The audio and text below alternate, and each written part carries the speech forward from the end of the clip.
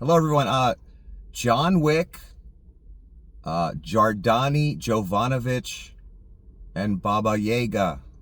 Um, these alternate names John Wick is called in the movies, I find interesting. They have huge impact. And before I go into it, I want to say the person that thought these names up and based it on this culture and all this and integrated that all in is a genius.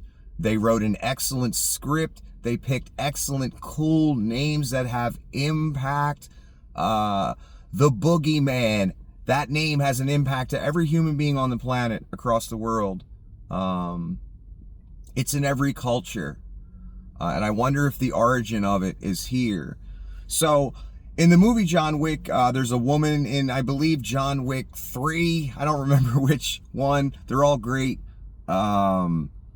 She calls him what I thought was John Donnie. So I was looking up John Donnie. I just thought about that today. I thought what a cool name that was, and it just kind of popped in my head, her voice saying that, because I've seen the movie so many times. So I looked up John Donnie, D-A-N-I, and that's not really what it is. I realized after a little searching that it's Jardani Jovanovic, and one person online explained it as the word jar, J-A-R, comes from a Slavic god of war. Again, that's one person's explanation who seemed to know what they're talking about. I also looked on Wikipedia, and there's language experts there that have other opinions. Everyone has a different opinion, but it all has a general kind of cohesion, the basic story of the Boogeyman, that name. But Jardani, so Jar is, again, a Slavic god of war, allegedly. Means many things in the different Slavic countries, Eastern European countries, and Russia. It's based on that culture. That's where the story comes from. And Dani meant tribute. That's right, tribute. So you have the god of war's tribute, basically, is what this person is saying. Jardani means the first name, and then Jovanovic. Again, brilliant naming, titling, all three. The English version of his name, John Wick, excellent choice, very cool, very creative. It's nice to see some creative fucking writing once in a while in Hollywood, because Hollywood's dead as far as I'm concerned. They rarely turn out anything worth watching anymore, and it's sad. And I know there's not a lot of money going around anymore like there used to be, but they gotta try harder. And these John Wick people, they trying, and I appreciate that. I appreciate it a lot. They're excellent movies. And there's some cultural things, interesting things in there, worth talking about, worth thinking about, worth taking a look at, where these boogeyman type things come from. So again, you have the God of War's tribute, or Jar's tribute, basically, is what his name means, in my opinion, based on what I know, what I've learned. So that's what Jardani means, and then the last name Jovanovic is just brilliant. And then the name Baba Yaga, calling that in the first movie, introducing the character that way, that has an impact, very strong, powerful, where a Russian mobster is telling his son in the first movie, yeah, you killed the guy who, you didn't just kill the boogeyman's dog and steal his car. You killed the guy who we send to go kill the boogeyman's car and dog. You know what I mean? Like we're all dead now, son, thanks to your dumb ass. Because you think you know something, and you don't know shit. You just got your whole family killed. That's basically what the father was saying to his son in the first movie. That you don't know what the fuck you've remotely even done, motherfucker. We're all dead. Everybody. And there ain't no stopping it. That's the way they presented the character in the movie. It's this, they call him the boogeyman, but he's really the motherfucker we send to go kill the boogeyman. That's badass. That's good writing. That's presenting it in a powerful way where the audience is like, oh shit, all right. This is the guy that goes and kills the boogeyman. All right, this should be good, right?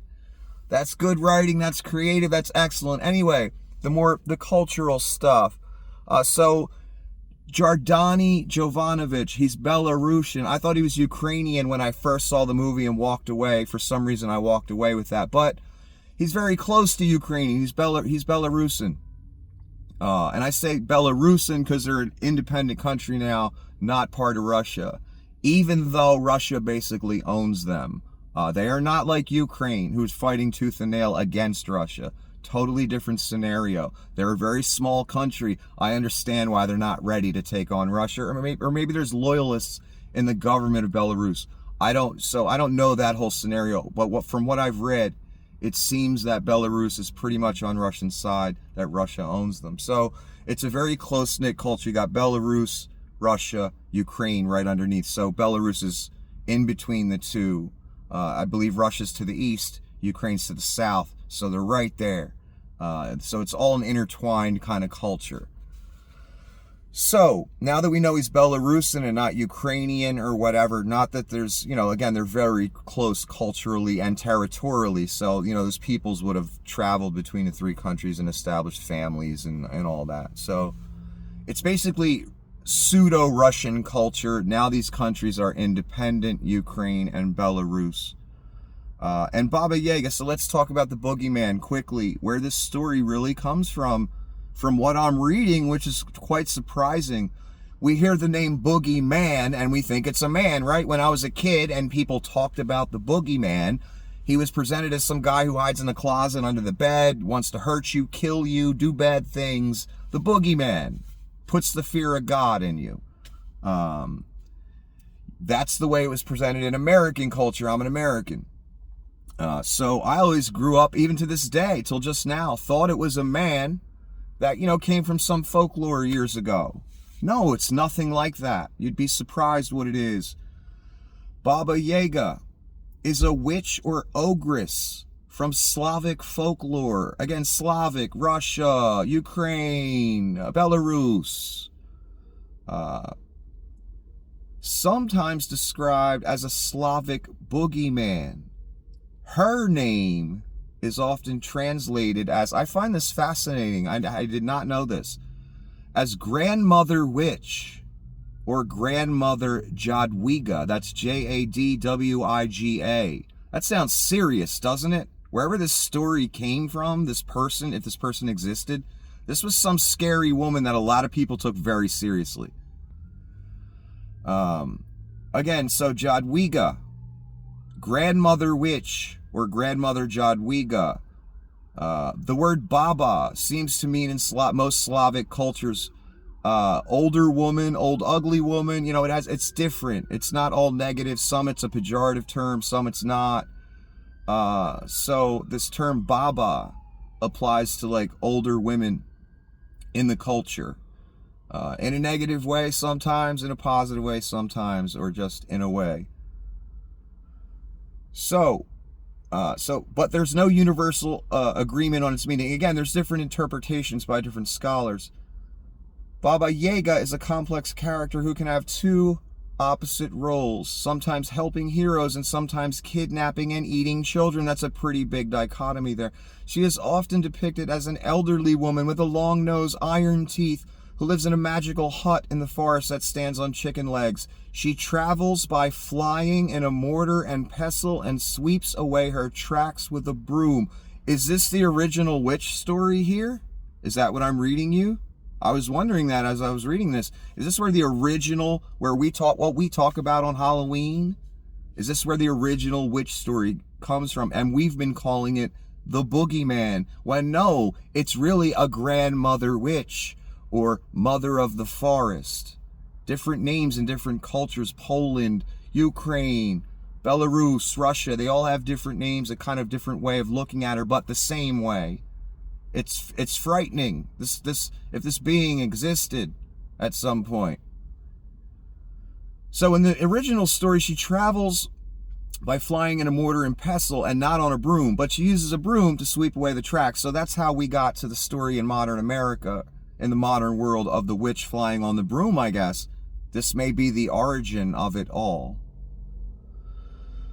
Baba Yaga is a well-known figure in folklore of Russia, Ukraine, Belarus, and is thought to have existed in oral tradition long before she was first mentioned in a book. on Russian grammar in 1755. She is sometimes seen as a symbol of female empowerment and independence. A lot of people see witchcraft as that way. This may be the origin story of witches. Who knows? And some compare her to trickster characters from other mythologies such as Loki and Coyote. Parents may also use Baba Yaga as a cautionary tale to encourage children to behave themselves and stay close to home.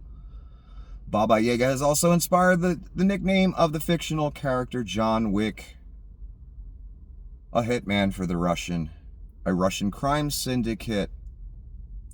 Baba Yaga is a character featured in Russian folklore.